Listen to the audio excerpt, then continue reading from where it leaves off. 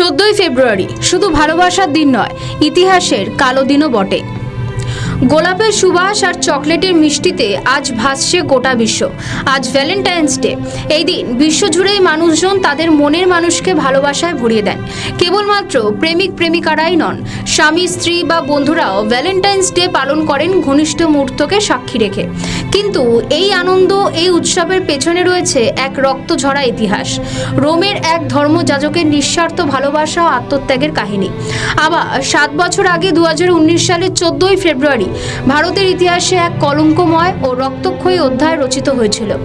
জম্মু কাশ্মীরের পুলওয়ামায় এক ভয়াবহ আত্মঘাতী জঙ্গি হামলায় শহীদ হয়েছিলেন সিআরপিএফের 40 জন বীর জওয়ান।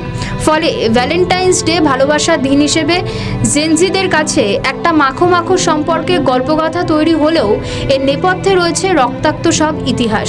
14ই ফেব্রুয়ারি ক্যালেন্ডারের পাতায় ভালোবাসার দিন হলেও ভারতে বীর জওয়ানদের রক্তে ভেজা এক কালো দিন হিসেবেও পালিত হয়।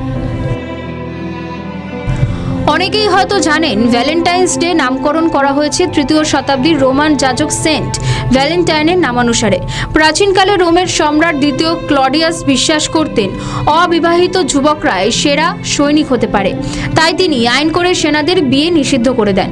কিন্তু রোমের ওই ধর্মযাজক ভ্যালেন্টাইন রোমান সম্রাটের অবাধ্য হয়ে গোপন সেনাদের বিয়ের ব্যবস্থা করতেন, যা জানাজানি হতেই তাকে আটক করে কারাগারে পাঠানো হয়। পরে তার মৃত্যুদণ্ডের আদেশ হয়। কিন্তু ওই ধর্মযাজক কারাগারে থাকাকালীনই জেলের এক উচ্চপদস্থ কর্তার অন্ধ মেয়ের চিকিৎসা করে তার চোখের জ্যোতি ফিরিয়ে দেন। জনশ্রুতি, মৃত্যুদণ্ড কার্যকর হওয়ার আগে তিনি ওই তরুণীকে একটি চিরকুট লিখে যান, যার শেষে লেখা ছিল ফ্রম ইয়োর ভ্যালেন্টাইন। কাকতালীয়ভাবে 70 খ্রিস্টাব্দের 14ই ফেব্রুয়ারি তার মৃত্যুদণ্ড কার্যকর হয়েছিল।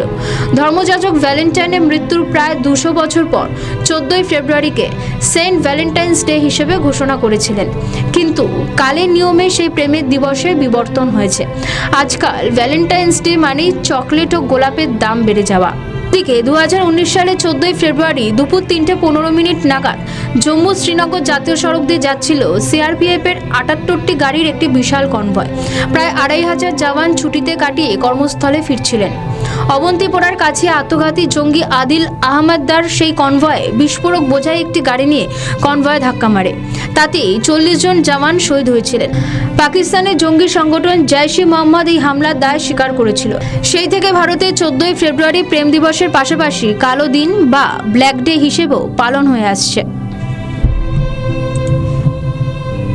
আমাদের ভিডিও ভালো লাগলে লাইক ও শেয়ার করুন, কমেন্ট সেকশনে আপনাদের মতামত জানান।